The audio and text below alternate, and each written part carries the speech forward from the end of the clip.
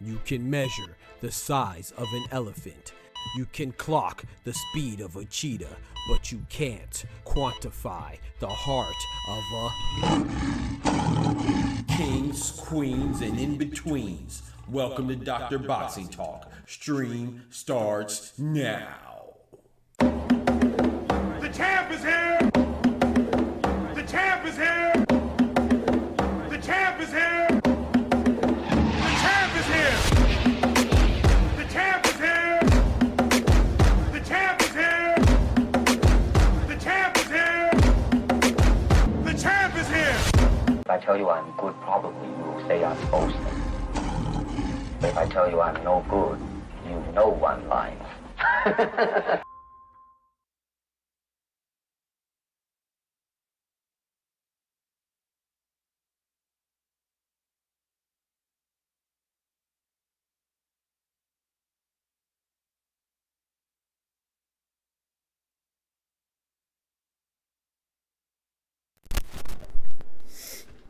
Yo, yo, yo, what's good, what's good, what's good?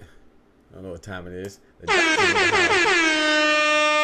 Let's get it, let's get it. Oh, I feel like, hold on. I feel like I'm looking kind of small today. Hold on. Fix my camera. And fix my YouTube count. Hold on, let me fix that. Refresh that. Face cam.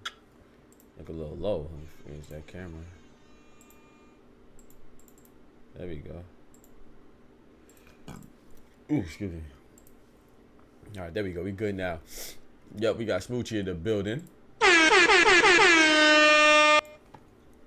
What's good, Smoochie? we got hold on, man. We got some things to talk about, man. People are ridiculous, man. We got a thing where they questioning people's injuries, man. It's like I said, I didn't know about this side of boxing until I got into the YouTube content creation space, you know. I really was just somebody who paid attention to boxing, watched boxing, but on my own time, talked about it with the homies. I didn't really get into all these conspiracy theories and stuff like that. Like, of course, I heard them once in a while while I'm going to fights or whatever. But I don't understand it, man. But before we get to it, though, let's go ahead and get to our prayers. Said Dub ain't beat me here today. Nope, Dub or Ty. Shout out to Smoochie one time for the ladies. You know what I'm talking about? He ain't beat you today. All right, let's get right. Dear Heavenly Father, thank you, Lord, for the blessings, Lord. Thank you for letting us wake up and see the sunlight, see the daylight, smell the flowers, smell the fresh air, Lord. Please let us have a great night's sleep. And if we didn't have a great night's sleep, let us have a great day awake. I know sometimes we, due to our, I our idiocy and our ignorance. Sometimes we don't appreciate what we have, and sometimes we go into the day, start our day thinking that it should have our bad night or our bad previous day should have any implication on the day we have, Lord. Sometimes we carry baggage from the day prior, the week prior, into the new day. We shouldn't do that, Lord. We should have that's a sign of a lack of faith and a sign of too much fear. And we shouldn't be fearful, Lord, because anything on our plate, anything around us, anything in our vicinity, or even beyond our reach, we could conquer. As long as we keep the faith, and we have the faith of a mustard seed, then we can move a mountain, Lord. So as long as we are strong in our faith, Lord, and we thank you that we know we can accomplish anything, and we thank you for letting us be faithful and giving us the confidence that we can have faith in you to get us through any trial and tribulation that we encounter, Lord. And also, no matter our plans, please remind us that your plans are always better and greater and bigger. And so I say that to say that always remind us, and let's keep in our mind and keep in our hearts, and give us a spirit of gratefulness, because sometimes things don't go as we plan or as we intend, and we think that they're going the wrong way, or they're not happening fast enough, or they're not happening quick enough, or they're not happening how we think it should be, but not realizing that sometimes you have to protect us even from ourselves, and a lot of times our plans that we think are good for us are sometimes wrong or not right at that moment, and you make your plan come into fruition, and it's even better than what we anticipated, Lord. So let's give him confidence in that, to keep going, keep moving forward, and keep praying and being thankful, Lord. In Jesus' name, amen. Amen. All right, so all right, with that being said, I wasn't planning on talking about this, but we're gonna talk about it, man. So I talked about it a couple weeks ago.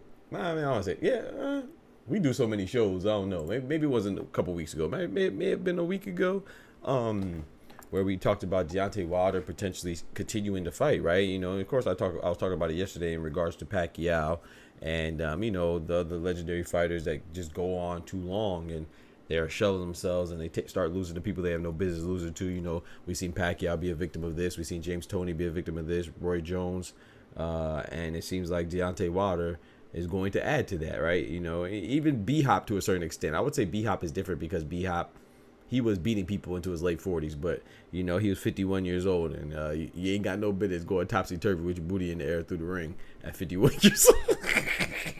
By Joe Smith Jr., So we seen this happen far too often, where fighters just go on past their prime and start losing to people that they probably shouldn't lose to, even with Filipino Flash, Nonito Donaire, so I think that it's important and imperative that you have a good team around you, whether it's family, friends, or somebody you met along the way, whatever their relationship is with you, biological or not, or intimate or not, or platonic or not. You should have a good team around you. Hopefully that you'll be able to differentiate and discern between good people and bad people around you. And sometimes it's hard, sometimes it's hard to find a wolf in sheep's clothing. And to say that, I say all that to lead into this, man.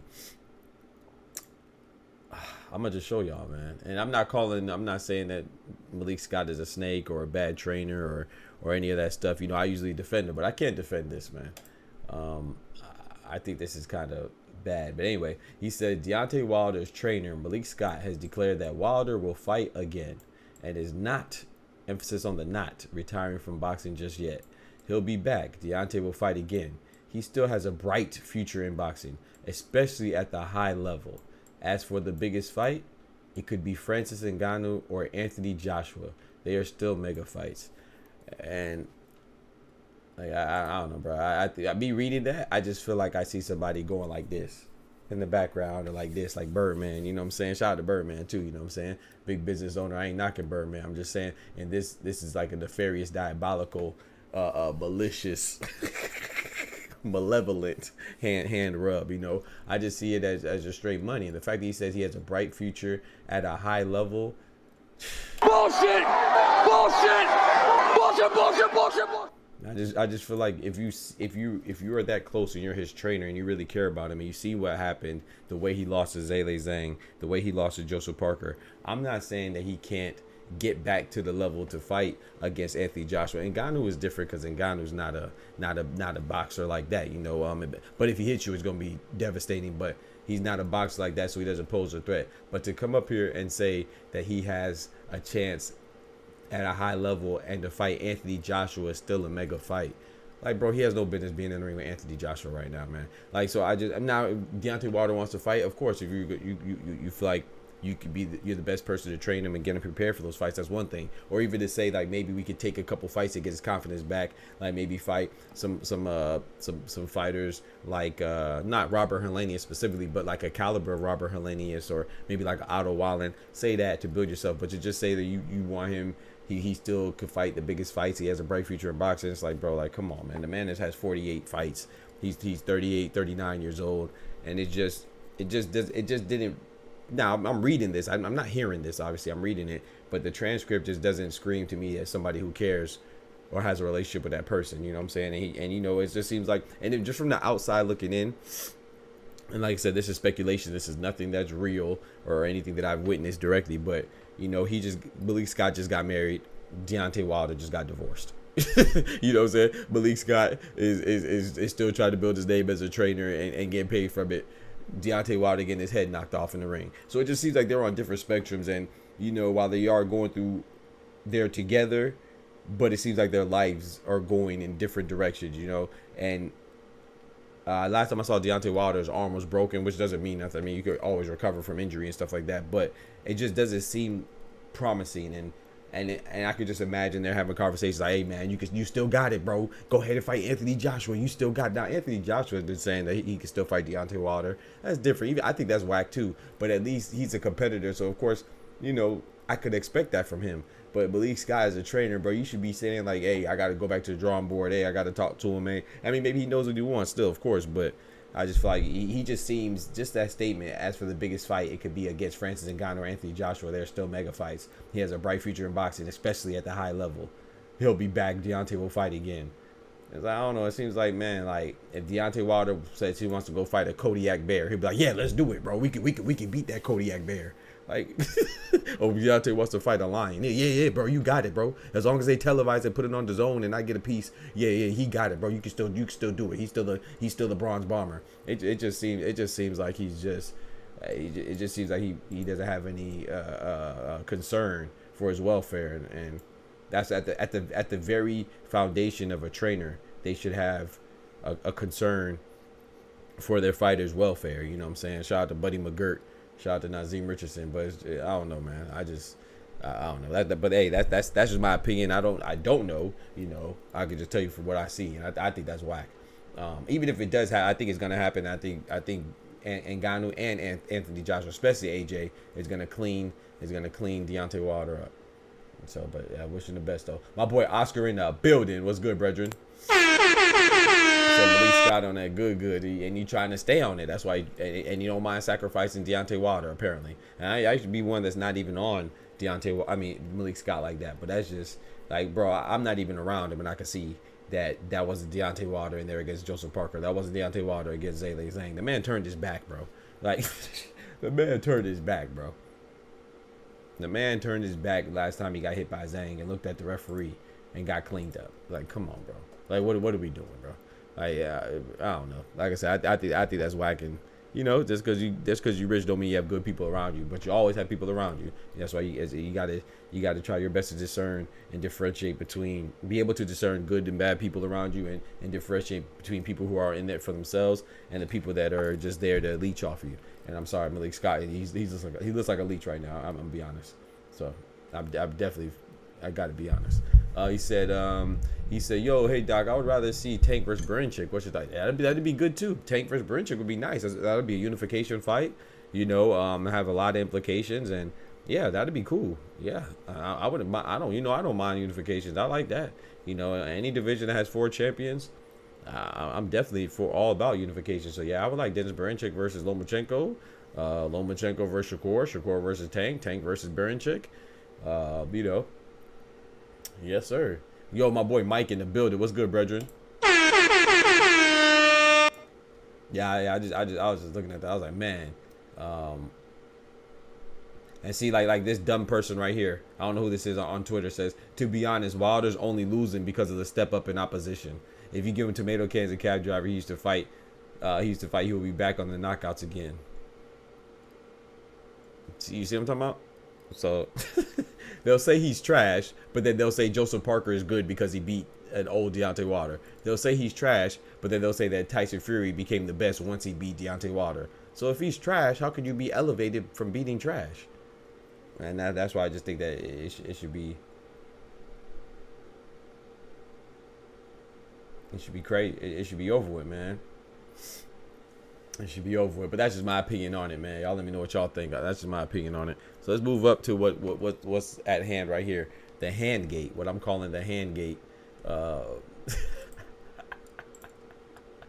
What I'm calling the hand gate, man. I mean, let's see what Oscar said. It looks more clearly why Wilder shouldn't have dropped DJ. Talk to him. Exactly, man. And sometimes you make mistakes, and sometimes those mistakes bite you in the butt, and they stay on your butt for a long time, biting. You know, and unfortunately, that's what it seems like right now.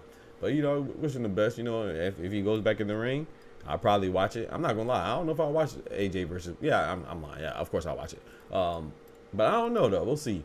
If it's AJ and Wilder, like I think AJ's corny for wanting to fight Wilder. I think anybody wanting to fight Wilder right now is corny. But that's what they're supposed to do because he's still a big name on the resume. Like if you're like a young prospect coming up, then I understand it. But if you're already established, like a AJ, like a Usyk, or like a I don't know, whoever else is quite established in the sport at the heavyweight division, you want to fight Deontay Wilder, then I think that's weak. To be honest. But if it happens, you know, the money talks, and I understand it. But if you out there calling them out, like, I think that's corny. With even AJ even talking about, yeah, I'm still willing to fight Deontay Wilder. If I can still happen, I'm not putting it behind. You're corny. That's like, now if you're just addressing the question they ask you that, you'd be like, yeah, like, it could still happen maybe. But to seem so thirsty for the fight, and all of a sudden now you're thirsty for the fight, calling him out after he just took 2 L's. You know what I'm saying? So that's like calling out Joe Joyce. Like why would anybody call out Joe Joyce right now after losing to Derek Chisora? You just see an extreme vulnerability. I think that's weak. But let's get to this spy gate, man. This hand gate. You know, some people are questioning the legitimacy of Shakur Stevenson's hand injury. And of course, it's boxer, right? It's always gonna be conspiracy theories, always gonna be doubts, always gonna be naysayers. I didn't know it was to this degree though. Like like I can't even think about this seriously, bro. Like, I'm not saying that anything is possible, right? A lot of things are possible. You could fake an injury, you could lie about an injury, but to go to the extent of having surgery and going to a hospital and showing a picture, and then them even dropping footage, in case you haven't seen it, here goes the footage right here of Shakur Stevenson, which I saw last night, of him when he injured himself. So let's check it out.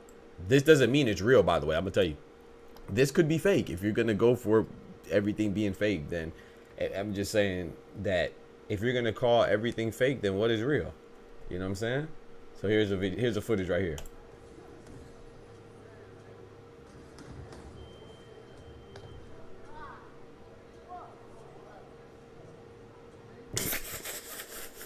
Now it's like, because people calling it fake, it's like maybe I can see where he faked it. It's like, but that's just because now you know it. Now you're looking for something. He punched him in the side. And people will say, oh, it's a body shot. If you're going to hurt your head, you probably hit somebody on the head or the forehead or the elbow or something that's hard, you know, and they act like they know everything all the time. But what did I just tell y'all yesterday? Actually, I was just telling y'all how I hurt my finger, right? And it felt like I pulled something. I was just playing with my dogs. I was grabbing them by the face, and I think I grabbed them. Maybe I grabbed them repeatedly or grabbed them too hard or something. And I felt like something popped in my finger. Who the heck would think that I would play with one of my dogs and pull a tendon in my finger or something like that? Sometimes things just happen, and like you could, if you jump incorrectly, you could hurt yourself jumping in water. Right? It could simulate concrete. So, but people are saying that's fake. He could really hurt himself, and it's just all types of fake news. If you out here getting fake vagina over your fake jury, reality is reality. I just think it's crazy, man. Like, to me, it just emphasizes and reinforces that some people just never done anything active in their life, and they think that they know everything, sitting their fat, soggy body ass on the couch, or they're scrawny, anorexic behind, fragile behind on the mat, just sitting there, bro, just talking and critiquing. It's like, even if that is fake, I'm okay with it being fake. Because I don't have the time to even make a conspiracy or try to put in the detective work and try to find out if it's real or legitimate or not. Go to the hospital, see if the see if he actually checked in or if he had a surgical procedure, check his insurance records, check and see if that was a green screen or I don't have time. Like, who has time to do that? Who has time to prove that Shakur Stevenson's hand injury is fake? But you know what it is? That's the point, and that's it right there. You don't have to prove it. On the internet, you could just say anything and it's true because people will believe what they want to believe. Because you could show proof and people will still doubt you, and you could just say something and people will believe you because it sounds good. But, you know, and I use this as an example. Shout out to my boy Ty. But it's like when me and Ty were arguing the other day. I'm not knocking Ty because Ty be right a lot of times, but I'm right a lot of times too. You know what I'm saying? Very few times I'm wrong. But when we were arguing, we were having a not an argument, a discussion about the belts or whatever like that. And I showed ESPN that Dave Morrell didn't have a WBA regular belt at super middleweight. And then I showed boxing rankings. But all he had to do was just say it. And I'm sure people were in the chat believing him. But I would show you the proof where he didn't have it. I'm sure people would still doubt me. I showed you 2 different sources. But like the onus of the proof is never on the person saying, oh, you're wrong. It's always on the person that made a statement and then the person coming and saying that you're wrong. You know what I'm saying? So that's how society is, right? I could say something and I could show you, but then all of a sudden you're questioning me and I'm the one that provided the only documentation, the only evidence, the only proof, quote unquote proof, but you'll doubt that person simply because somebody way in the back said, oh, I disagree with that. Oh, that's wrong. And they didn't say why. They didn't provide a legitimate reason why. They didn't provide any documentation why. They just said, oh, I don't think you're right. And then all of a sudden everybody doubts it. So right here, we see Shakur in the hospital. We've seen Shakur actually injure his hand during the sparring. We've seen that the fight was canceled. But it doesn't matter with that stuff. All you got to do is just say, oh, I think it's fake. And then all of a sudden you have this stupid-ass content creator with 1 million subscribers just because he looks goofy. And when he says stuff, he like he got Down syndrome. And then you got this other content creator who everything they say is aggressive. And they make it seem like they want to fight everybody. They wouldn't bust a grape in a food fight. Then you got this other content creator. I'm just naming random people. I'm not talking about anybody in particular. So if anybody gets offended, that's on them. I'm not talking about anybody in particular. I'm just giving random scenarios. And then you got this other person, this fat sloppy body behind, don't even show their face. They'll just say whatever, and people will believe them just because they got a narration voice out there, sound like a fake Morgan Freeman. You know, it's just crazy, bro. So like I said, I'm not saying that it can't be fake, but who cares? I'm gonna be honest. Like, I like Shakur. I like boxing. There's very few people that like boxing more than me, in my opinion, you know, and especially if they're not a boxer themselves or they're not in the business in a formal capacity. And I just don't care, bro. I don't care if he did fake it. It is what it is, man. The fight's not happening. If it's legitimate, guess what? It's the same result. The fight's not happening. So whether it's a fake injury or a real injury, guess what? It's the same result. The fight's not happening. so it's like what are you doing this for? Like, I don't know. I've never seen this. Now I will say what's questionable. If you want, like, you could question anything if you try hard enough. Like, I could be like, okay, why would they be filming him getting injured? You know, like why would they suddenly coincidentally had a camera when he got injured? Well, didn't Tyson Fury, when he sustained that elbow to postpone the Usyk fight, which is another injury that people said was fake, and he was just scared to fight Usyk at that time, trying to get more time. Well, they had conveniently had a recording of that too. Well, and guess what? The Devin Haney, the infamous Devin Haney and Tank tape that people said they didn't have footage. Guess what? Somebody had footage of it too. So my point is saying that sparring sessions get recorded. Sometimes they get recorded for coaching purposes. Sometimes they get recorded for breakdown purposes. That's what it should be primarily done for. But also sometimes it gets recorded because people just be sneaking phones in there. At least in the gyms that I've been in, you know, a lot of times the trainer doesn't want people to record unless it's for, like I said, training purposes or breakdown purposes or review purposes. But sometimes people will sneak a camera in there and put it on their Instagram or somebody put it on there to look good for social media, get likes and stuff like that. So I don't think that's crazy. But if you want to deliver it and present it a certain way, you can make it look crazy. Like, oh, he conveniently had a camera on to show that he broke his hand. Like, whether you like Shakur or not, bro, do you like boxing, bro? I don't know, man. People be in it for the drama. Hey, drama sells, I guess. Drama and sex sells. Y'all milk bone asses. I'm sleep. What you wait? What you talking about, Smoochie? What you talking about, milk bone? What happened? Oh man. Well, Wilder dropped the bag on the day of reckoning. That should have been a setup for Joshua. Right, exactly. So that's my point. He lost to Joseph Parker back at the day of reckoning. So why do we still want to see him against Anthony Joshua, Francis Ngannou, or any other big fight unless he proves himself? So he dropped the bag because he couldn't compete at a high level anymore effectively. Joseph Parker, if you watch him fight, he didn't throw any punches at all. Me and Deontay Wilder threw the same amount of punches towards Joseph Parker, and one of us wasn't fighting. I wasn't fighting. We both threw the same amount of punches as Joseph Parker, and Joseph Parker's been knocked out by Joe Joyce. He's been he lost to AJ and he lost to Dylan White. That don't mean you can't get better. I think Joseph Parker has gotten better. I was very impressed with his fight against Zhang. I was not impressed with his fight against Wilder because Wilder didn't do anything. That's like being impressed with Jared Anderson's fight against Riyad Murray, or however you pronounce his name. The guy didn't throw any punches, so of course he's gonna win. And that's exactly how you should be more disappointed. I'm more surprised that Joseph Parker didn't knock out Deontay Wilder. I don't know how he didn't knock him out as a heavyweight. I saw this. Also, the funny thing is the haters of just want things to be real. Makes me wonder if they could get out their own family. Right. Exactly, Ray. My boy Ray in the building. What's good, Ray Davis? Yeah, bro. It's like crazy, bro. Like, I saw some people saying it's karma for bad decisions. And like, geez, bro, you can't get hurt these days. If you don't like somebody that you don't like can't get hurt without it being some type of a scheme or plot or conspiracy or karma or recompense for some slight that you imagine they did towards you. That's not a wrist blind. That's the one they don't want to see. He said that's not a wrist blind than the one that don't want to see. Wait, let me see. That's not a wrist blind than the one that don't want to see. Shakur's injury and you pulling something playing with your dogs. So I'm fragile because I injured myself playing with my dogs. So Smoochie walk around like Colossus and Hulk, or She-Hulk, excuse me. Smoochie ain't never been hurt before. Yo, just doing the building was good. Smoochie ain't never been hurt. But that's true though. Sometimes I'd be like, like when you're doing something, you're like, dang, how'd I get hurt from that? Or like, I don't know about y'all, but Smoochie, you work out, so it's like you never just be walking, you're fine. Then you'd be like, dang, why's my ankle hurt? Or why's my knee hurt? Why's my elbow hurt? And then you have to think about what you did. Like, oh, okay, man, I was working out on this. I might have bumped my elbow. And it's just like a pain that just comes back out of nowhere type stuff. So for people to think that because he punched somebody in the stomach or wherever he punched somebody that has any indication of it being fake, or like, bro, like anything could happen, bro. Like you could jump and come down wrong, nobody around you, and hurt your ankle.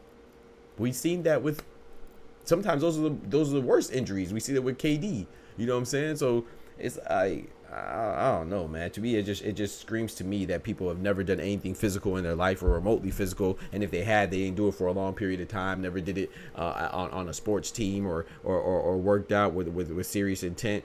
It's like, bro, like I don't know. I feel like this is just part of life that you're missing, and then it's okay that you're missing and you're oblivious to it. But then the same ignorant people or the same uneducated people on the topic are the ones that have the most theories and the most definitive answers as to what transpired, and they weren't even present. Like I don't know, dog. I don't know. I just think it's crazy, man. We seen Errol Spence in his Lambo flip 30,000 times. I'm not laughing at the injury. God forbid. I'm laughing at the situation. We see it flip 30,000 times. The man goes to get cataract surgery, and people saying, "Oh man, you should have got it a long time ago. Why you ain't get that surgery a long time ago? Is that surgery even real?" He just looking for an excuse. Huh? You talk about the person whose body we see ejected out of a whip, looking like he was a stunt double for Fast and Furious? That's the same person whose injury you're doubting? Bro, it's just crazy, bro. Because like I said, once again, the onus on the doubters is never there. All you have to do is that's why I tell you, man, as an engineer, I'm not an active engineer. Obviously, I'm working as a content creator in the boxing space, but that's why certain jobs require so much compensation, because at the very foundation of an engineer, look it up, it's a problem solver. Problem solvers get paid, not problem pointers.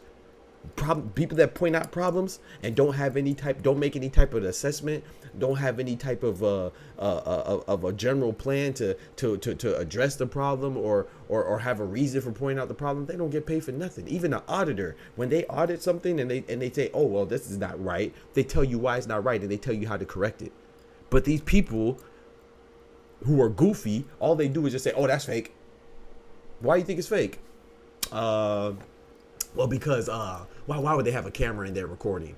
But they have plenty of sparring sessions that we see recorded. Well, this was particularly at that time. Why do they have their camera on, and why they only show that part? Well, it's called editing. You could actually put on your camera, download the video, and only put the parts that you want to put.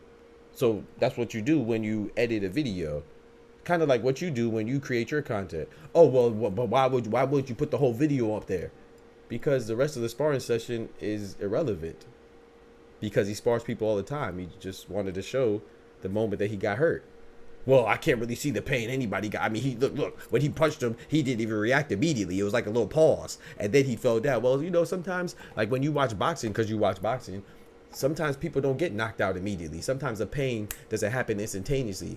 It's called a delayed reaction, you know, similar to what happened with John Ryder and Jaime Munguia. Well, that's different because there was an actual fight in the lights. It's always something, bro. You could always reach for something and, you know, and not provide any proof or any reasoning. Like I said, the onus is always on the person that's being doubted. It's never on the person that's actually died. Maybe we should start asking for the credentials of the people that doubt situations. Like, what's your track record? You know, when you say that this thing is fake, what's your track record and what's your success rate when you call things fake? Like is the same person that's calling Shakur Stevenson's hand injury fake? Are you the same one that said Ryan Garcia was going to test negative, his B sample was going to come back negative? Because you're wrong on that. But we're going to believe you again when you say that this is fake.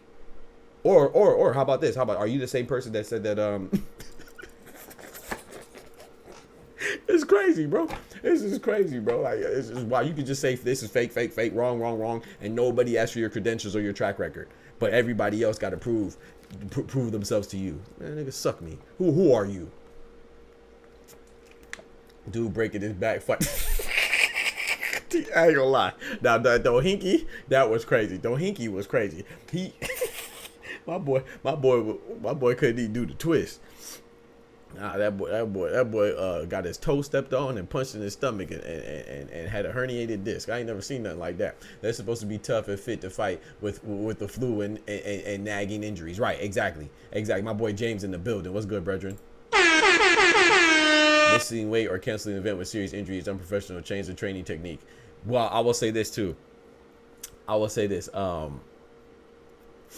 You know, I do agree with the missing weight part, but to me that's different. You know, injuries are different, right? Because yes, you're right. A lot of fighters, I mean, it's like anything. Like, it's like, don't you go to work?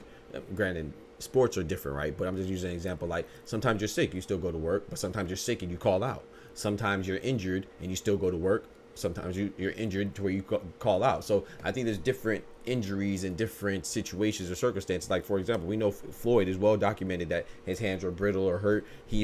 I would say probably, especially since he left Pretty Boy Floyd alone and when he became Money Mayweather, I would say probably 80% of his fights probably had his hands injured, but no one said anything because he's winning. But the second he would have lost, and if he would have said, man, my hands just can't go anymore, people would have said, oh, well, you're using that as an excuse.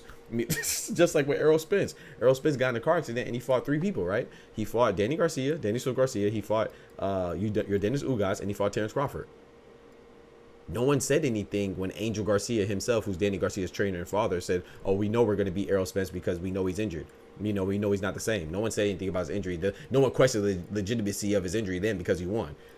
Your Dennis Ugas, go back and watch that fight. I promise you'll hear the commentator saying, man, Errol Spence doesn't look the same since his accident. They said it during the fight. No one said anything because, why? Because he won. But when Terrence Crawford beats him and people say, oh, well, he doesn't look like he's fully himself, all of a sudden they're making excuses. No, his last few fights, he never looked himself. It's just that you didn't care because he won. So what they say about winning heals everything. So just because you win or lose doesn't, it It doesn't determine whether or not you're legitimately injured or not. And I will give you another example, James, because I can't speak for you, but I can speak for myself. So when you say that injuries are part of it, change your regimen or whatever, and you should fight, what about Sergio Martinez, right? So I don't know how you felt, but I was mad at Sergio Martinez for going through with that fight against Miguel Cotto, because it was clear he came into the fight with a knee injury, and it didn't permit him to be able to perform at a top level, what I expect from Sergio Martinez. So I thought he essentially robbed the fans. I feel like he should have canceled it. You see what I'm saying? And I feel like a lot of people share that sentiment with me. But according to what you just stated, he did the right thing, going in there fighting at less than 80%. You know what I'm talking about? Like he was a Dragon Ball Z character saying, I'm only using 20% of my power. So it's like we can't have it both ways. Like, so I don't mind the fight being canceled, especially ahead of time, like Shakur and Cordina, because, you know, I'd much rather you give yourself the best chance to win. Now, do nagging injuries happen? Of course, you're right. And are there some injuries that you could fight through? Yeah, of course. Especially if you feel like you can still win or compete at a high level. But some injuries, you know, like a hand injury, bro, I mean, if you can address it, then you address it. Especially if you got to look at the situation too with Joe Cordina, Shakur. Joe Cordina was an alternative. Joe Cordina wasn't planned. Joe Cordina was a pivot. You know, he was essentially a last second replacement for William Zepeda for the big fight, the fight that we won. So I don't mind. A lot of people didn't even want this fight anyway. You know, but then those same people that didn't want the fight are complaining that they're not getting the fight that they didn't want. Bro, it's crazy. That's what I'm saying. You don't even have to make sense, bro. You just have to be negative and people gonna love it. The same people that are saying Shakur Stevenson is faking an injury to get out of a fight are the same people that said that they didn't want this fight because Shakur was gonna win so easily. So if he was gonna win so easily, why would he fake an injury to get out of a fight that he was gonna win easily? And why are you mad that a fight's not happening that you didn't want in the first place? What? That's what I'm saying, bro. So we gotta, I mean, as an individual, I'm not saying, I mean, hey, if you don't want to, you can do whatever you want. But as an individual, I know for me, it gets tiring, man. So I just gotta ignore the nonsense, man. And remember why I like boxing. Why I like anything, because people will suck the life out of you, bro. People will suck the life out of you, bro, and make any good situation into a bad one if you let them. But it's too, yeah, it is common, James. Yeah, it's common. And like I said, I'm with you 1,000% on the weight cut. And maybe I shouldn't be. Maybe I'm being contradictory. But I don't see weight cutting and residual negative effects due to weight cutting, extreme weight cutting. I don't think that's synonymous or even close to sustaining an injury, right? Weight cutting is something that you're doing, that you're planning on doing. You know what I'm saying? You just hoping that you do it effectively and appropriately. When you get injured, no one plans to get injured. You know, weight cutting is something that you subscribe to. You know, no one subscribes to get injured. So I do agree with your weight cut. I feel like if you're weight cutting to the extent that you're missing a whole event, you're canceling the whole fight, or you falling out or whatever it is, you know, and then I think you should be reprimanded for it. I like I said, I'm using Jendebek as an example because he's the latest one that had his fight canceled due to him weight draining himself and having to be hospitalized. I think you should be stripped of a belt. It's not because I don't like Jendebek. I actually like Jendebek, but at the same time, I like boxing more than any boxer. So the fact that you are dehydrating yourself so much, I mean, that's just an indication. That's a clear indication that you need to move up. You know, like if you're doing it like Devin Haney and it's working out fine, then do your thing. But when you canceling the fight, I'm sure Andre Mikhailovich, who was his opponent, didn't want the fight canceled. Even most recently, Wednesday, right? I don't know. I didn't look into it at all, so correct me if I'm wrong. But at the time that it happened with Lester Martinez and Joson James, what did they say? They said the fight was canceled at the last minute because Lester Martinez had complications during his weight cut.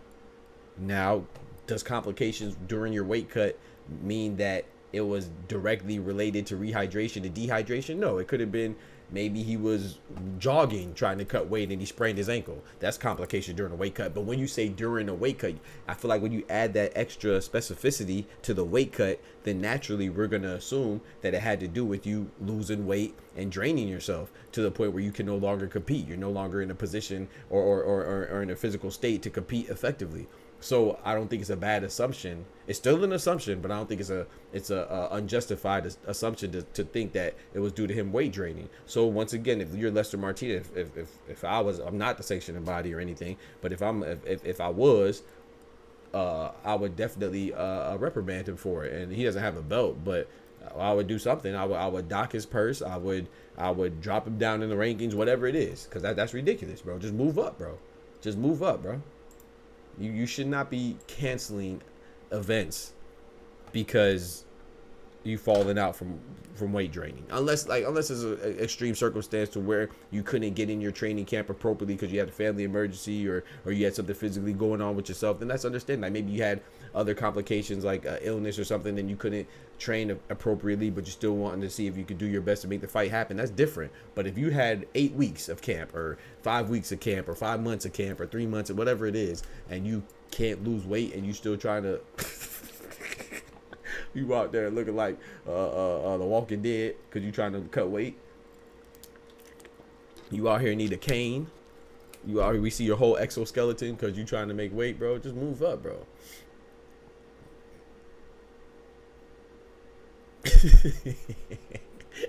Smoochie, boy. Smoochie evil, boy. I ain't gonna lie. Smoochie ain't say, "Oh, you okay, Doc? Oh, you okay, Shakur?" She called us milk bowls.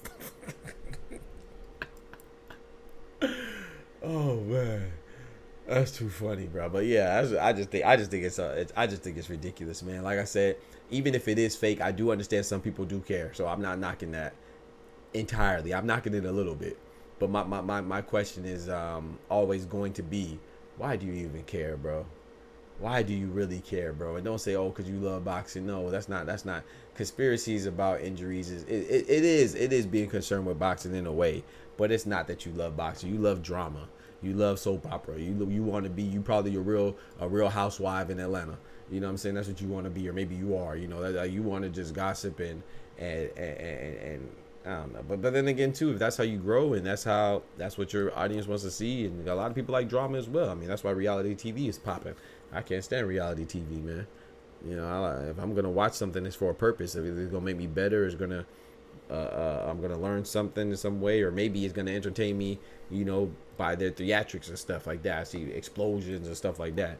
I'm not just gonna watch what Kim and Chloe and Jamal are doing at 2 o'clock in the afternoon on a Sunday, eating crumpets and arguing at the dinner table. Like, what are we doing? That's just what are we doing? And some people bring that same energy into boxing. This man just got hurt, had emergency surgery, had the fight canceled, has video of him injuring himself, and he has a photo of him in the hospital with his cast on. And like I said, it could be fake. Obviously, he's rich, and you don't even have to be rich. All you need is green screen. I mean, it's like this studio I'm in right now, right? I mean, I could cut off my green screen, and you'll see I'm not in the studio, right?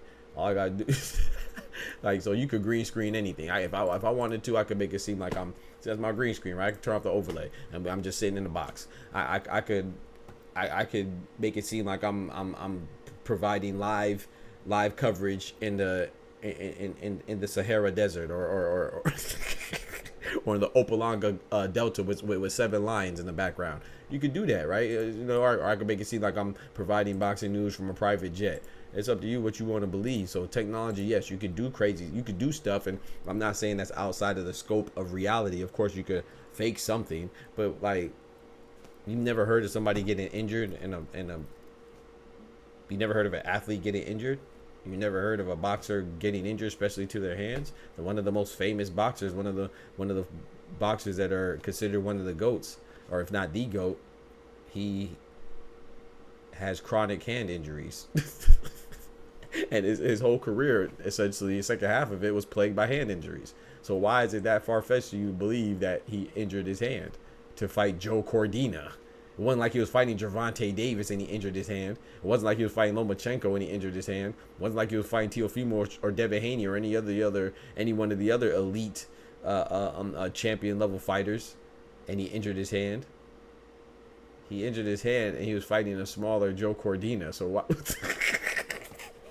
And from what they're saying, everybody's concerned about everybody's pockets. You know, everybody's concerned about everybody's money in their pockets. You know, pocket watching ass jit. Don't speak on how they pay you, because pocket watching us men shouldn't do, and that's just by nature. But thank you. You know what I'm saying? You watching everybody's pockets, and if you were watching it like you say you do, then you would know that he was getting paid pretty handsomely for minimal risk. His opponent was minimal risk, and he was getting paid pretty good. You know, everybody's concerned with everybody's pockets and stuff. So, like I said, I just don't see why he would I don't understand, and I haven't seen anybody come up with a legitimate reason to persuade me to believe that he would fake his injury.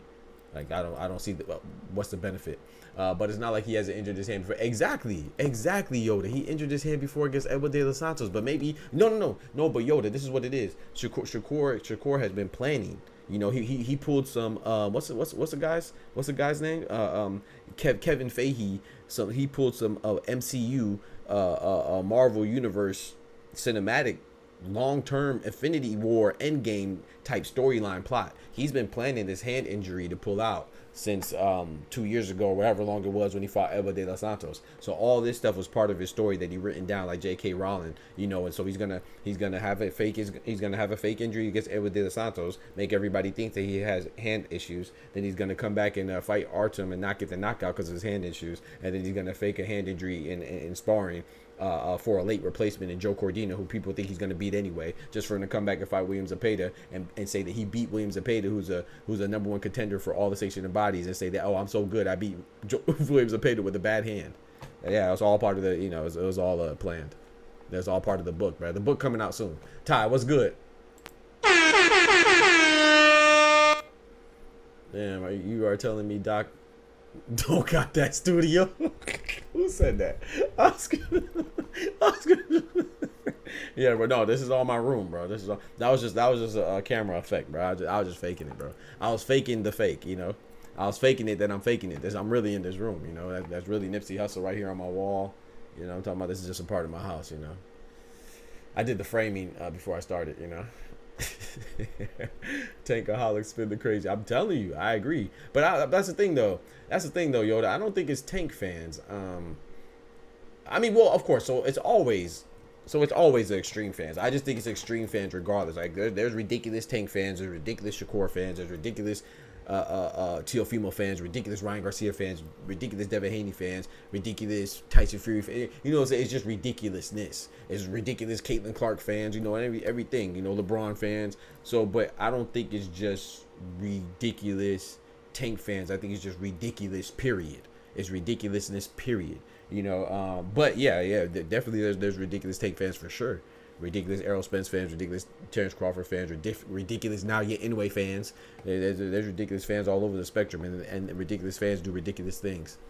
He ducked Joe, faked an injury. You got to look at the folks saying that bro, I'm telling you, Ty. Like anybody who, like I said, I'm not saying that it can't be true. It could be true, but why, bro? You could join, Oscar. Yes, sir. Appreciate you asking. Yeah, I'm pretty much done now, but yeah, you can join. I'll pull you up. But I'm just saying, like it's just LDBC fans in my opinion. Maybe that too. I don't know. You know, like I said, it's ridiculous fans everywhere. You know, it's like I don't know much about the LDBC, to be honest. I've heard of them. And I would say this too, you know, I'm not saying that you're saying this, James, but I would say that a lot of times, you know, like you're Australian, right, James? I love the fact that you love Australian fighters. Like even when you drop comments on my videos, I'm like, yeah, I love it. I love Australian pride. I love the fact that you should always be prideful in yourself, right? But you shouldn't.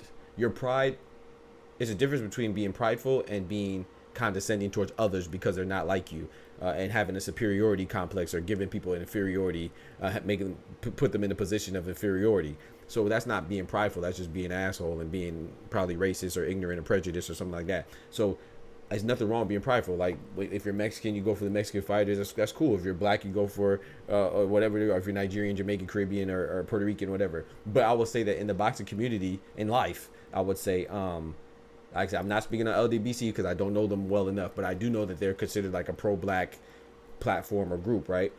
So it seems like whenever, like if I'm black and I go for a black fighter, somehow it's demonized. Why? If you're European and you go for a European fighter, if you're from England and you go for an English fighter, it's okay. People love it. You know what I'm saying? Just say, oh, it's English pride, or it's Mexican pride, or it's Hispanic pride, or it's white. Well, don't say white pride. That's crazy.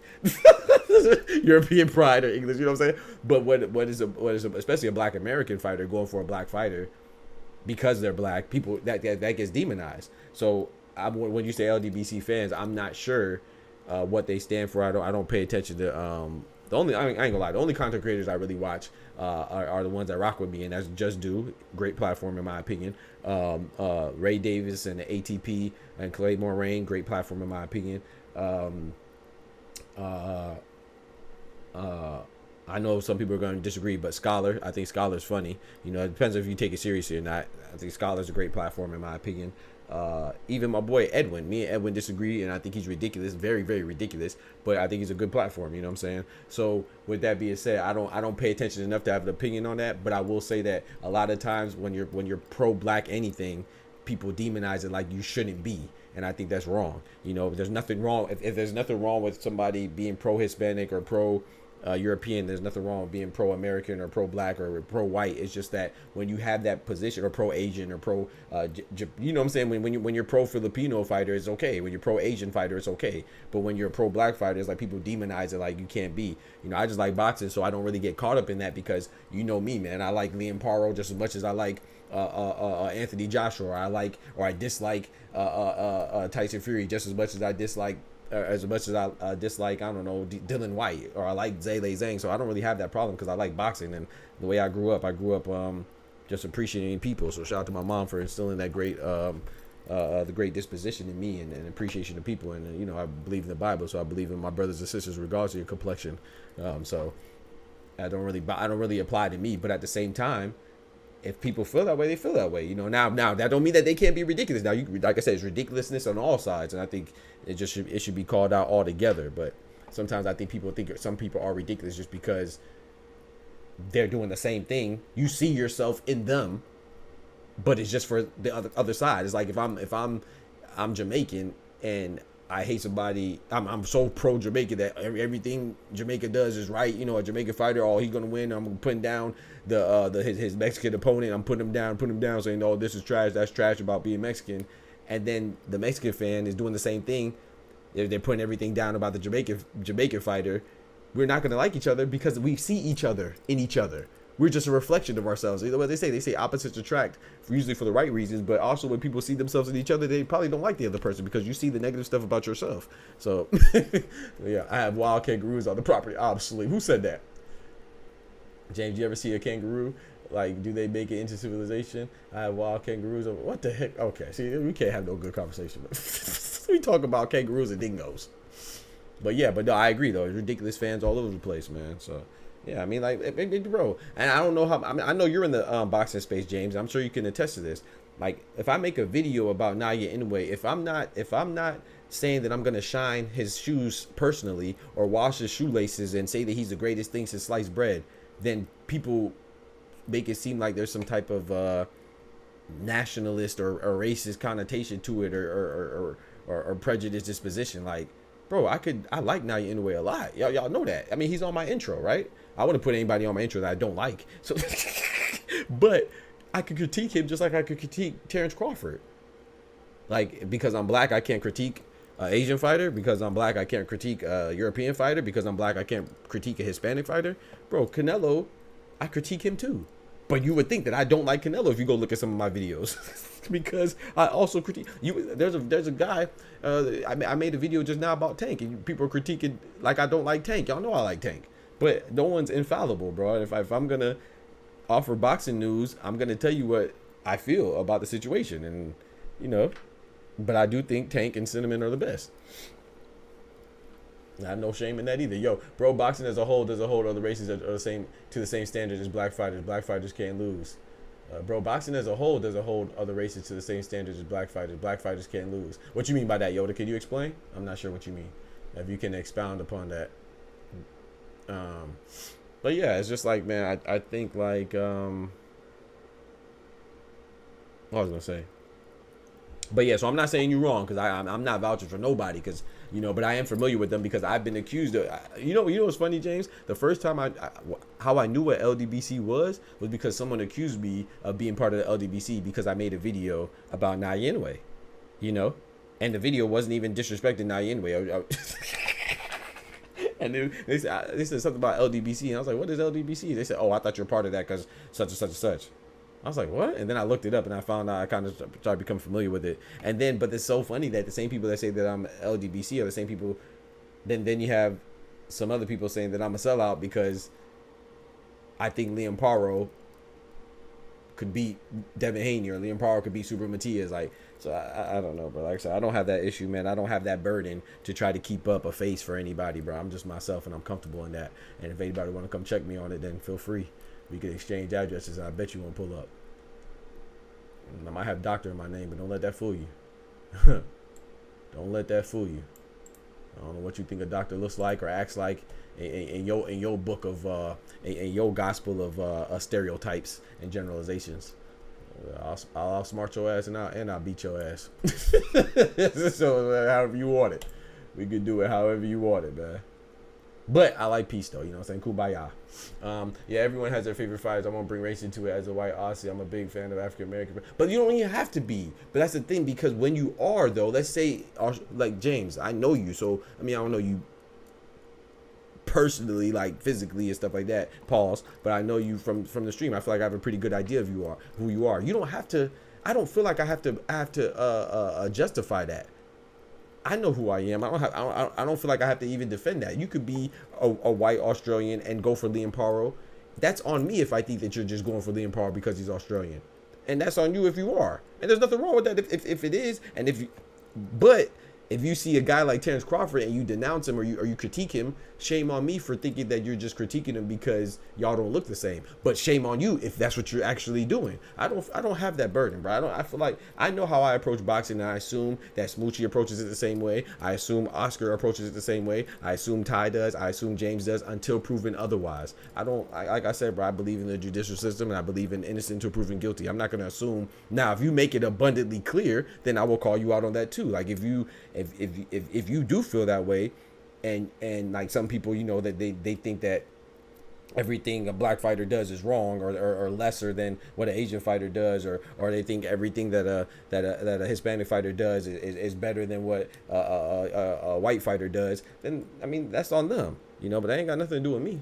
I don't ever feel like I have to converse with people that act like that, or have to blame, or have to prove myself to that, man. If you watch my videos, then I feel like I demonstrate that and articulate that exceptionally well. I feel like I give boxing news very unbiased, and if you watch my videos, you give it a chance, you'll see that too. But if you want to just see me make a Canelo video, and if I'm talking good about Canelo, you think that I'm pro-Mexican, and if I'm talking bad about Canelo, you think I'm anti-Mexican, that's on you, because you watched one video and you made an assumption. I ain't got time for people that assume.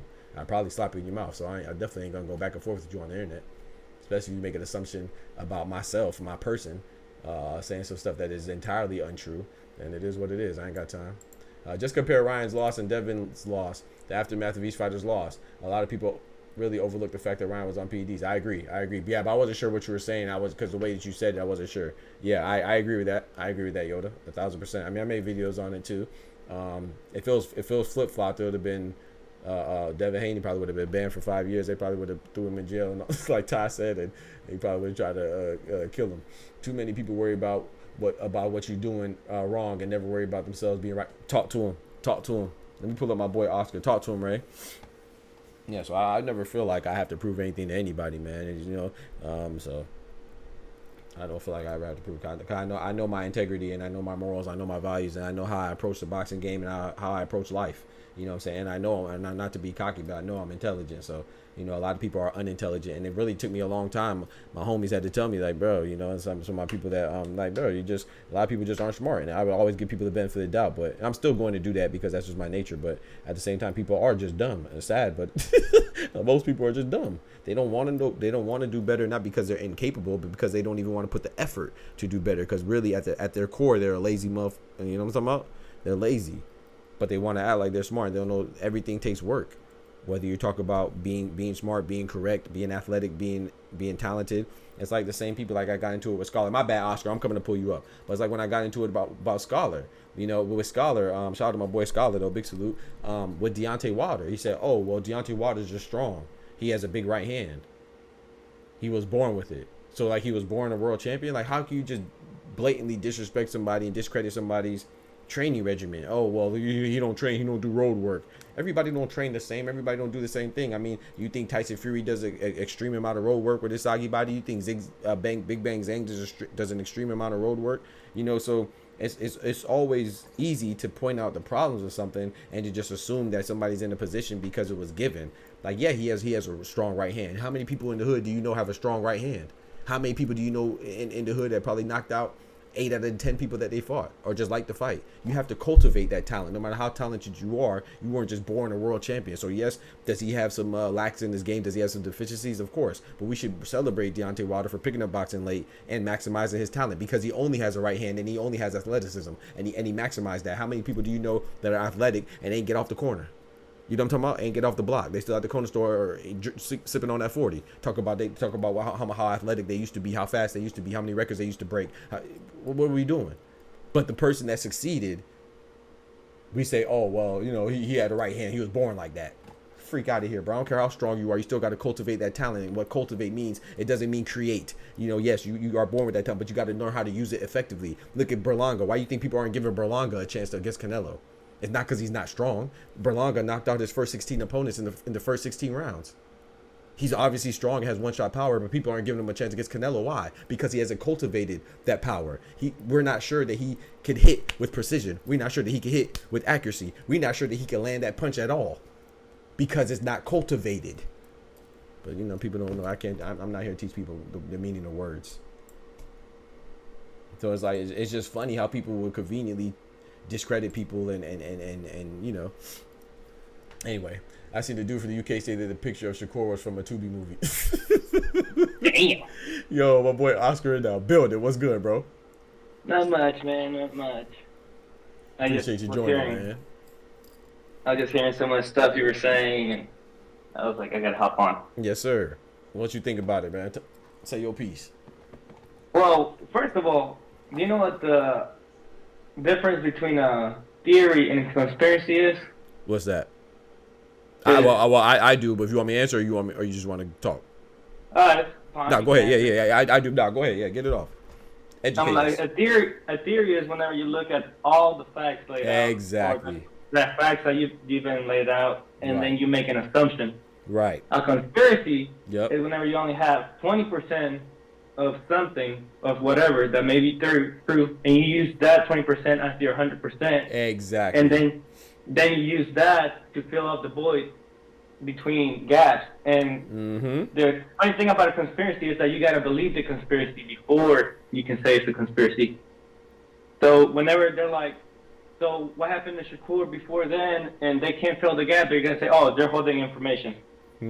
Yep, exactly. So basically, for those that maybe it went over his head, a conspiracy is something that you're reaching for and that you don't necessarily provide evidence to validate. A theory is not something that you create. It's something that you took steps to come to that conclusion, or theorize, or even make it, like you said, an assumption. I'd even say a hypothesis, which is not just a guess, an educated guess. So a theory is something that you came to that conclusion based off of what has happened, not a result that you were looking for, but what you have documented proof to see why this may happen like this, or this could happen like this, and it's justified some way, you know. So yeah, so definitely what you just said is 1,000% correct. But yeah, like I've seen, I've seen boxing channels go like trying to compare videos between Shakur and Floyd Mayweather and what his sensor hurt because they're moving in the same way. I'm like, what are you talking about, man? Yep. All you gotta say is the guy. All you gotta do is show the guy in the hospital bed. That's it. It's crazy, bro. That's all the evidence that's been provided. But yeah, most of the things that people say are dumb. I mean, regular fans, you know, like I don't want to say casual, but just like don't keep up with boxing. Yeah, it's crazy, bro. Like I said, I'm not. You know me. I'm not the biggest Shakur fan. Like I think he's a good fighter. But as far as like his social media presence and stuff like that, I feel like he comes off as like kind of sensitive and stuff like that. Like too sensitive. Like, yeah. So, but at the same time, that has nothing to do with his talent and me being able to assess his talent. I think he's a great fighter, and that would not make me question his integrity as far as faking an injury, especially if I have nothing to substantiate that thought. Like you said, a conspiracy as opposed to a theory. Like if you had a theory saying, okay, maybe this led to this, and this has happened before in the past, or this transpired, then I'll listen to you. But if you're just saying off your thought, I could care less what you think. You probably think a lot of dumbass shit. Yeah, most of it are like most of the things that people are saying, they're not even coming from, like, I don't want to say boxing fans, like, just people that don't keep up with boxing. Right. They're coming from, like, the fanboys. Right. And there's a lot. It's hard. It's if you don't look close enough, it's hard to differentiate. But eventually, they tell you if you watch enough. Let them talk for 5 minutes, and you can usually tell. Yeah, respect. It's crazy, bro. Like, I think, like even when you said with the hand injuries, they're comparing it because you have hand in, like, bro, there's so many different bones that you have, so many different metacarpals, so many different phalanges. I mean, you know, there's so many different pieces to a hand. Just to say that somebody has the same hand injury because they both injured their hands, like, what if he injured a bone in his pinky, and the other guy, and Floyd injured his wrist, the wrist part, or his thumb part, or his knuckle? Like, it's just ridiculous, bro. Like, you think just because someone injured their hand, it's the same severity for everybody? Like, everybody's body's different, bro. Shakur's was the knuckle, right? Yes, it was a tendon in the knuckle, according to reports. A tendon to the knuckle. Yes. So, like, we haven't even seen I haven't even seen what Mayweather had. All I've seen was that he had chronic pain problem. Right. But people just they be so thirsty to make a point. I don't know, man. Usually doesn't stand on anything. But let me see what Smoochie said. Smoochie said, dock off what Yoda said. Do you think Wilder can excel today at cruiserweight? Like, at this moment, I don't think Wilder can. I'm be honest. And no disrespect to Wilder, I say this with the utmost respect. It's gonna sound disrespectful though, but I don't think Wilder can excel at any division right now. I think. I mean, of course, if he could somehow be at 175 or something like that, and not have to weigh in or something like that, of course, because he's so much bigger. But I'm saying, like, cruiserweight or heavyweight, I don't think that Wilder has it in him anymore. I don't think that he could compete in a safe fashion. I mean, look, like I said, look what happened with Zhang, man. I don't care what some people are saying. Somebody told me something that happened, like he got hit in his eye and he was looking for the ref or something. Like, I don't care, bro. Protect yourself at all times. A boxer in his right mind is not going to look at the referee for any reason like that. Yeah, and turn his back. Like, come on, bro. He got hit like, what did he hit me with? Exactly. That's how he got. That's the face he made. Exactly. Did this guy really hit me? Right. Right. He really hit me.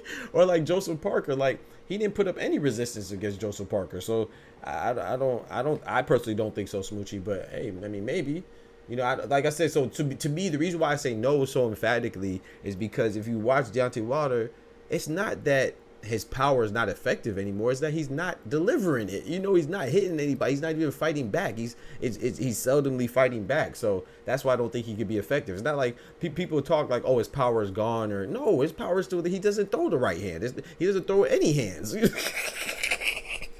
He's just in there a punching bag. So fundamentally, I think that he's not the same, and I don't think that he can compete because he's literally not competing. Like, if you watch him and Joseph Parker, like I said it again, me and Deontay Wilder threw the same amount of punches in the Joseph Parker fight, and one of us was fighting and one of us wasn't. So and that was the setup to go fight Joshua. Because last time Joshua fumbled the bag, now this time Deontay fumbled the bag. Yep. But the crazy thing is that he wasn't even jabbing. Usually he at least tried to set up the ride, but he didn't do nothing. Nope. Nothing. Nope. Literally, he was just a punching bag, like you said. Right. And I don't want to. Like Malik Scott, I'm sorry, but that guy's trash, man. Yes, bro. Please speak on that, Oscar, because that was crazy. I mean, you as a trainer, or I think, is like you're supposed to take care of your fighter. Yep. You're like, I mean, the promoter, but you're the last line of defense because the promoter may not see him all the time. So, hey, is he ready? No, he's not ready. Didn't you see his last fight? His last 2 fights? That's all you got to see. And this guy's saying that he's ready, not for the okay level, for the elite. Yep. Joshua, Dubois, Usyk, Tyson Fury again, if you want to count him. What's this young fella, Caballé? Oh, yeah, Ajay Cabello, yep. Yeah, like, really, dude, he didn't even throw a jab. He wasn't throwing anything. He's ready for the elite. Come on, bro. That's the guy that is ready for the elite? Come on, bro. Yes, and that's the thing. Like you said, ones that he just said he could fight again. He said he's ready. He's still able to fight at the high level. Has a bright future. What are you talking about, bro? Like, come on, man. I ain't gonna lie, bro. If I could speak in whisper in Deontay Wilder's ear, pause. I would tell him, bro, fire that dude, bro. Yeah, pause. yeah. Pause. That was crazy. I ain't gonna lie. I go from my Yeah, that was crazy. That was crazy. I ain't whisper gonna on lie. his ear. Yeah, whisper in his ear is crazy. No Diddy.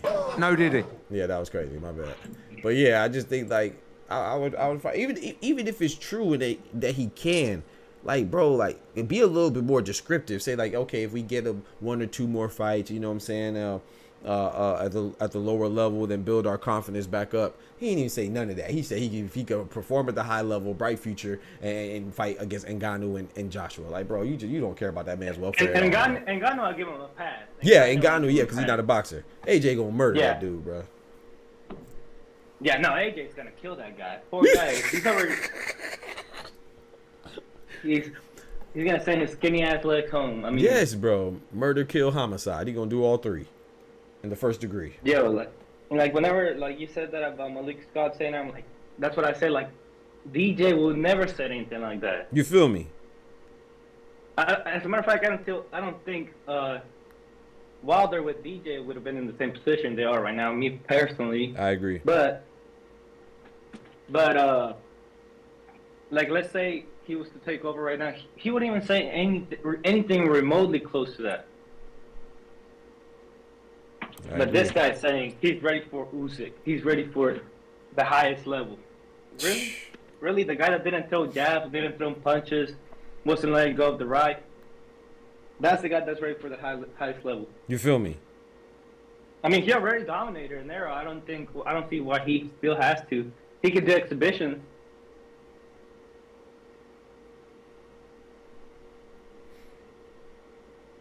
Hello? Yeah, I'm here. I'm just listening. Oh, okay. No, my bad, Oscar. My bad. I'm here. Yeah, I agree with everything you say. My bad. I thought you were still going, but yeah, I don't know, man. Like you said, the exhibition or something like that. But to me, and like I said, I will be honest. I mean, obviously, I told y'all already, but you know, a major disclaimer is I'm reading it, right? I'm reading the transcript. I'm not hearing him say it. I don't know what question was asked. I don't know his tone when he answered the question. I don't know. You know, he could have. I don't know. You know, so there are some things that can't be accounted for there when you read in the text. However, just that verbiage alone, it to me is crazy. That man seemed excited. He seems excited to set that man up for slaughter, bro. Come on, bro. Like who? Like realistically, and Chad, you can answer too. Who is Wilder ready for right now? At the highest level. Comparing like his last 2 fights. Who's he ready? Really? Who's he ready for? Because if we look at the power rankings, like what we did, Joseph Parker is not even in the A class. Saying is Joseph Parker ain't. Pro. And he lost to Joseph Parker. I'm literally trying to think, bro. Like who, bro? Like who? Anybody on that list would? Bro, I can't think of anybody, bro. Like I think Richard Torres Jr. would beat him. I think. I don't know, bro. Dylan White. You can fight Dylan White would beat him, bro. Derek Chisora might beat him. Like, bro. Maybe him and Joe Joyce. Maybe. I mean, that's yeah. Then who the heck wants to see that? Yeah, like maybe, but other than that, I don't think there's no body for him right now. I think he can just enjoy the rest of his career, chilling, you know. Because also he's not the same bomb squad. You know, he's not that guy anymore. Nah, I missed that, bro. He's not that guy anymore. Heck no, he's not. Big Baby who? Big Baby beats him. Both Big Babies. Yeah. Big Baby Miller and Big Baby Anderson. Frank Sanchez mollywops him. He destroys him. Oh yeah. I don't think. No, I know you're saying because they came off losses, but you gotta understand Deontay Wilder's not just coming off of a loss. He's coming off of one-sided lopsided mollywoppings. He's not just coming off of a loss, bro. And what is it, Oscar? Back to back, because you said since the day of reckoning. Since the day of reckoning, when he fumbled the bag with Joseph Parker, right? So yeah. Joseph Parker and Zhang, Joseph Parker was probably the worst thing that could happen outside of a knockout, and then he actually let the worst thing that could happen He got knocked out and put to sleep. I ain't gonna lie. I thought Wilder was gonna lose. Like, I could see Wilder losing. I never thought he was gonna lose like that. Because he didn't throw hands. Bro. And I was watching that fight, and I was like, this is not Wilder no more. And I was like, he should retire now. I'm telling you. But no, he went for Sang. And I was like, you lost to Joseph Parker, and you're going to go after Sang. But I'm like, I'm not a boxer. I'm not a trainer. You know, I'm never trained. So who am I to say it? It's really easy to say on the couch. But just looking at everything, I was like, damn, it looks like a bad move. And it was. Right, exactly. B-Dog in the building. What's good, brethren? His mental is a problem. Exactly. I can see Father White, Big Baby both coming off a loss. He said, so is Big Baby. No, bro. If you watch that, you're just, like I said, once again, you're going off of a loss. Big Baby was, tell me what fight where Deontay Wilder was competitive at any moment of those fights. Big Baby was competitive until he wasn't. He got caught early. I think he got dropped in the first round or second round. But every time he got up, he went right back at him. That's why he was impressive. It was an impressive display of heart. He was throwing combinations. And Big Baby did lose. I'm assuming you're talking about Big Baby against Bacoli. Yeah, so he did lose and he got knocked out. They're heavyweights. But there was moments in that fight where he was competitive. Same with Frank Sanchez. Frank Sanchez got walked down by a Jit Caballero, but it was competitive until it wasn't. He was using his jab. He was out maneuvering him. He was out punching him and out pointing him, excuse me. You know, but it was competitive until it wasn't. That's okay. Deontay Wilder was not competitive with Joseph Parker at all. Zhang, he was a little more active, but I wouldn't say Zhang was in any real threat. Yep. So yeah, they both coming off of a loss, but that's it. Now, if you want to say Jared Anderson and Frank Sanchez, that's a good fight in my opinion. Big Baby and Frank Sanchez, but nah, bro, I can't. Even Makhmadov, Arslanbek Makhmadov would probably beat Deontay coming off of 2 losses. He had a win in between that. He lost to Jit Caballero, then he had to win. He may have had 2 wins, and then he lost to Guido Vianello. Shit, Guido would beat Deontay. All of them would beat him, bro. Guido, yeah. Like all those guys, bro. Anybody. Yeah, F.A. Ajagba, Guido Vianello, Andy Ruiz, everybody, bro. Maybe he should go on bro, that's the thing, B-Dog. He should go on a tune-up tour. If Malik Scott would have said that, I'd have been like, okay. You know what I'm saying? Go on a but this man said jump right in the high level. Come on, bro. He don't care, like, bro. Literally, I don't know if anybody in the chat has said anybody like that think Wilder can beat him, but right. I literally can't think of anybody. Me either. Wilder ain't no boxer, only exactly, James. So let's see what Yoda said. He said I can see Wilder catch a Big Baby with the big right, bro. That's what Wilder done. He always caught people with the big right. So once again, you're telling Wilder to be Wilder, and he hasn't been Wilder in his last 2 fights. You're saying you can see him catch him with a big right. That's what everybody said about all his fights. That's what he is. He's gonna catch you with a big right. If he's not throwing said rights, how you gonna catch anybody? Of course he can catch somebody. That's never a question. But that's him being his regular self. Yeah, that's what made Wilder so great. Right. Everybody that lost to Wilder was a better boxer than Wilder. Right. Exactly. He had the equalizer. That's why they call the right hand the equalizer, because what did they equalize? It equalized his deficiency of boxing capability, and his right hand was something that they didn't have, and the boxing ability was something that he didn't have. That right hand was the equalizer. That's what caught him up to everybody else's exceptional and improved boxing skill compared to his. So his lack of boxing skill was compensated for his equalizer, which was the right hand. It made him a good boxer. So you're saying that you can see him catching somebody with a right hand? That's never been the question. Of course, if he catches anybody with that right hand, they're probably going to go to sleep. That's not the question. Ask Tyson Fury, right? We saw that trilogy. Yeah, but based on his last 2 fights, first of all, after Wilder and Fury came out, they're both never the same. Facts. That's a clarification I'm gonna make. I agree. If you look at Wilder's last 2 fights, when has he tried to set up the right? He didn't try to set it up. Nope. Didn't line it up, didn't size it up, set it up, nothing. Nothing. So, yeah, he can catch him with the right. I can see what he's saying. But that's also a saying like the other guy cannot box him. Exactly. That's been the story of Deontay, excuse me. And that's why every time I feel like they put Wilder against a superior boxer than the one he just faced, they were like, oh, he's going to lose now. And he didn't lose. Yep. Oh, he's going to lose now. And he didn't lose. Yep. And shout out to Wilder because I mean that's very hard to do with just the one right hand. I mean that's heavyweights, it's different division, but he was literally just fighting with one hand because that's all he had. Exactly. And it's not like Shakur that he had to get surgery. That's all he had in his arsenal. Right. Exactly. But he had to learn how to set it up. He had to learn how to throw it. Thank you, Oscar. Thank you. Maybe you got to do a square up with Scholar again. You got to set it up and all that stuff, man. I don't think myself, and I correct me if I'm wrong, Oscar, but I feel like I speak for Oscar as well. No one is saying that Deontay. I'm definitely not saying that Deontay Wilder was a good boxer or a great boxer. I'm saying that he had his other tools, which was the right hand and his athleticism, to compensate for those deficiencies, and that's what made him great. I would never say he's a great boxer. I think as far as being a boxer and having boxing acumen and fundamentals, no, he doesn't have that. All he has is his right hand. But if you're no longer throwing the right hand, then what do you have? Nothing. Right. It's like asking. It's like taking away Pitbull's pressure. If Pitbull don't have pressure, what does he have? A big ass hand. Or like, I'm trying to think of somebody else that's pretty one-dimensional. Like I would say, he has his pressure and he has his durability. If you take away Pitbull's durability or his pressure, he's finished.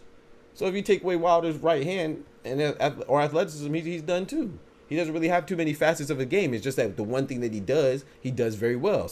And you know what I'm saying? So that's what it is. None of us are saying he's a good boxer. And so even with Bacoli, I'm not picking on you, Yoda. I'm just responding to your comments. Even with Bacoli, he threw combinations. I mean, go back and watch that fight, bro. He wasn't just throwing a big right hand, bro. That's what clocked him. Don't get me wrong, but he was throwing combinations. You know what I'm saying? They might have been slow combinations, but he was throwing combinations. And what'd he do? He had steady pressure. Watch that fight, bro. And just like Wilder, he might not look like he had a. He's a great boxer. Don't get me wrong, but it looked like Anderson was outboxing him, but he could take punches like a motherfucker. Right, that part. Like his big ass belly was taking punches like a motherfucker. I'm telling you, bro. That was a shock absorber. Yeah. So yeah, Deontay Wilder, Anderson man. would hit him and his titty be shaking. I was like, oh damn. Right. Yeah, he ain't moving him. That's a good point too. Yeah, exactly. Can't overlook that either. The man, what he say? He says, "I got a big engine. I'm a big man with a big engine." That's what Bacoli says. He's showing that. Wilder, yeah, I agree. He's not a Wilder. He's only a banger, right? So I agree with what Oscar said. He's a great boxer as far as his accomplishments go, but as far as what a boxer is, as far as like throwing combinations, having great footwork, he doesn't have none of that. I mean, even if what do they say about his stance? His stance is too wide. They always said that, and he drops a couple inches because he widens his stance or whatever. But that's so he could get leverage to throw that right hand. And when people say Wilder should throw combinations, I've always said that I don't think he could because I feel like he always looks like he's off balance. If he threw a combination, he'll probably spin himself out. If he was trying to put 4 or 5 punches together, man, Deontay Wilder might get dizzy, man. The problem is that he ain't his regular self, right? Working with Malik Scott might have broken his style, right? And like I said, I didn't want to blame. So I know you just came in, B-Dog, and maybe you've seen this already, but I showed this earlier, man. Like I said, I never really been hard on Malik Scott because I don't know what goes on, and sometimes you can just fall off with your trainer that you have too. You could have stayed with his trainer and still fell off. That's a possibility. But when Malik Scott comes out and says this makes me question how he really feels about Deontay Wilder. Yeah, in his position. He said Deontay Wilder's trainer Malik Scott has declared that Wilder will fight again and is not retiring from boxing yet. He'll be back. Deontay will fight again. He still has a bright future in boxing, especially at the high level. As for the biggest fights, it could be against Francis Ngannou or Anthony Joshua. They are still mega fights.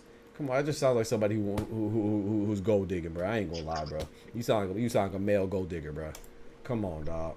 After seeing what has transpired in Deontay Wilder's last fight, you want to throw him in there with AJ, a guy that has arguably just as much power as Zhang, but's more mobile and more athletic. Come on, bro. And a better boxer, bro. After Zhang just put him on his back, had him looking at the crowd. Who hit me? That man looked around asking who hit me, bro. Yeah, and you want to put that person in with Anthony Joshua, the same person that didn't even fight back against Joseph Parker? Come on, bro. Whenever you said that, I was like, there's no way Malik Scott said it. And then I went back and looked at it, and I was like, oh, dang. That's crazy, this guy don't care about Wilder. No conscience, bro. No conscience, bro. Whatever percentage he getting off that Wilder bag must be great. Yeah. Cause he don't care about nothing, bro. Like I said, it's like their lives are going in different directions, right? Like Deontay Wilder just got a divorce, or a little ugly divorce, whatever he got going on with him and his ex-wife. Malik Scott just got married. Deontay Wilder just got knocked out. Malik Scott trying to get him knocked out again. Bro, he tried to set up a fight. The man ain't even get up from his last fight. Come on, bro. You gotta look like the 80s when they were just trying to make up fights so they can get a purse. Right, that's crazy, bro. I just think it looks bad. Like I said, that is just a sample size. It's just a transcript. I don't know what was. A lot of times, they'll cut up and splice up things and be like, "Oh, Bruce Shushu Carrington called out anyway." When the interviewer asked him, "Is he down to fight anyway?" He said yes. And that's it. So they said he called him out. So I'm not saying that. I am acknowledging that interviewers ask interviewees questions, and when they field the questions, it may seem like something else. And I can't hear his tone or nothing like that. But just even that verbiage alone, I feel like he should have said what you said, B-Dog, or what I said also. And what Oscar said, if he gets a tune-up maybe, like not Robert Helenius himself, but a fighter of the caliber of Otto Wallen, Robert Helenius, Jermaine Franklin, something like that, and he looks good against them, then put him in there with AJ. Then it makes sense. But you can't just take him off of a loss to Joseph Parker, where he got washed, and then a loss off of Zele Zhang, which is probably his highlight knockout of his career, and then after that put him in there with Anthony. Come on, bro. Like, what are we doing here? Come on, dog.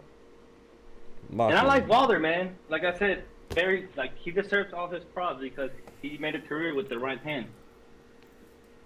But right. I don't want to see him get hurt. Right. It's crazy, bro. I would like the Francis Ngannou fight, though. I ain't gonna lie. Yeah, oh yeah. And that one I can't trip, like you already said, as well. It's like Francis Ngannou makes sense because he's not really a boxer like that. Like it could be potentially devastating, but he's not a boxer to where he's a threat for somebody who boxes like Deontay Wilder. However, it's going to be more interesting now because everybody's questioning his boxing. Is his boxing mind still there? Is he the same person mentally? Which we don't think so. So that's why that could be interesting. But even then, it's like.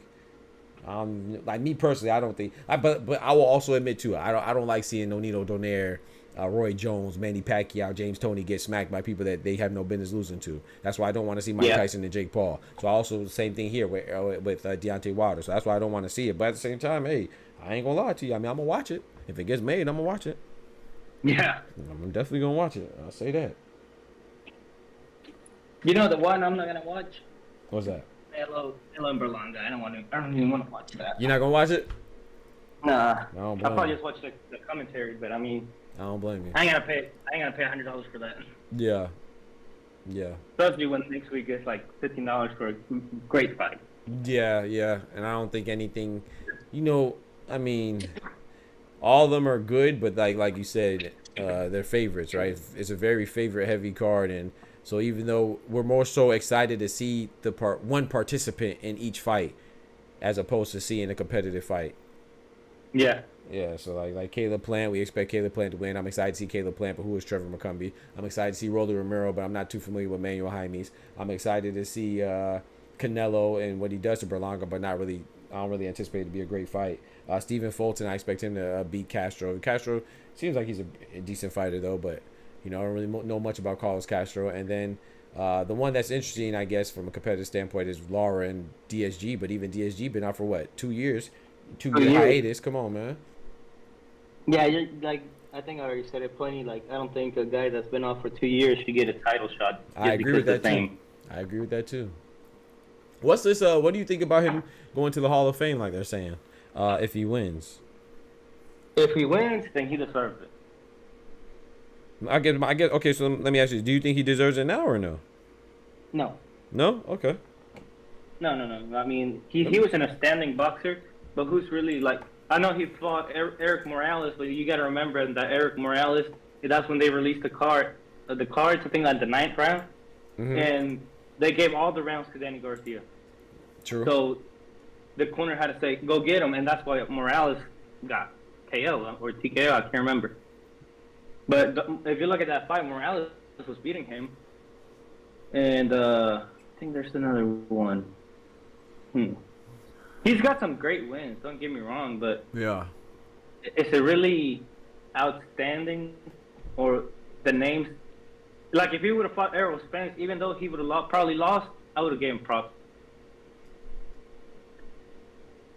What you mean? You mean if you would have fought him like earlier? Remember they did fight.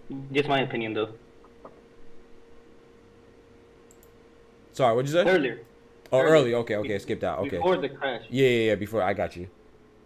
If my computer messes up, if my stream cuts off, it's because my computer tripping right now. You hear me, bro? Yeah. Okay. So I know he fought. I know he lost to Sean Porter, and I know he lost to Keith Thurman, but I know he beat Kendall Holt. That was I know he beat. I was thinking about this a couple days ago when I saw it. I know he beat Nate Campbell, who's more of a journeyman, but he was a champion. Like you said, he beat what's his name, Eric Morales, all-time great, but past his prime, obviously. He beat Brandon Rios. He beat Paulie Malignaggi. He beat Lamont Peterson. All these guys are champions. Yep.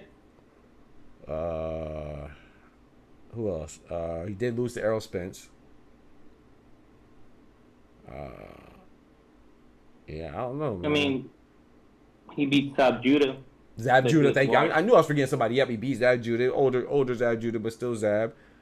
Yeah, I mean, I don't know, man. I would have to look at. I would have to do some serious comparison and contrast to determine if he should be in there. I'm not saying he should be in there, but I'm just not sure if he shouldn't. You know what I'm saying? I don't know. I was kind of surprised. I ain't gonna lie. When I was like, dang, I thought he probably would be in there anyway. But then, yeah, I mean, I would have to literally look at it and break it down and compare. See, maybe for the title shots he got and like all the titles he won, maybe. But if we look at the names that were on,